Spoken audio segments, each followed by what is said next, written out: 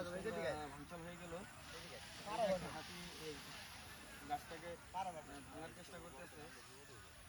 সীমান্ত এলাকায় প্রতিনিয়ত এই হাতির সমস্যাটা বেশি হয়ে থাকে, কারণ আমাদের যে সীমান্ত এলাকা আছে বসত বাড়ি সবই কাছাকাছি থাকার কারণে বন্য হাতিগুলো খাবারের সংকটের কারণে আসলে সীমান্ত এলাকায় যে লোকালয়গুলো আছে সেই লোকালয়ে অবস্থান করে। দেখেন এই হাতিটি এখানে শান্তভাবে দাঁড়িয়ে আছে, আর দেখেন এখানে একটা হাতি দলও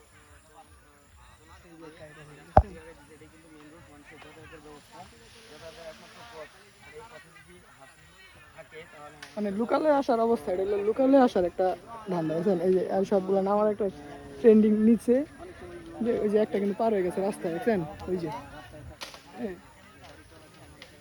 বাতি যা তুমি পিছাইতে পারো কিন্তু, ঠিক আছে, একটা কিন্তু রাস্তা আর একটা কিন্তু এই পাশে, এই যে এখানে কতগুলো দেখছেন। এটা ভাই আমি এগুলো দেখলে সবচেয়ে, এটা আমার জীবনে প্রথম আমি এত কাছ থেকে হাতি দেখতেছি, আমার জীবনে আমি প্রথম, ঠিক আছে। লক এক দৌড়ে মাথা মোটামুটি ওই যে আরেকটা এই পারে এখানে আছে, তোর পিছনে ওই যে দেখ, এই দেখছেন একটা এই যে লোকালয় একেবারে রাস্তার মধ্যে, এই যে কটা আর এই যে কটা। তোমরা দাওয়াতের কোন দিকে রাখবার? যদিও আর কোনো সুযোগ নাই লোকালয়ে আসার হাতির, এই কারণে যে ওইখানে যে পিছনে যে লোকগুলো এখানে একটা প্রোগ্রাম ছিল, সেই প্রোগ্রামটাও ক্যান্সেল হয়েছে শুধুমাত্র এই যে এগুলোর কারণে।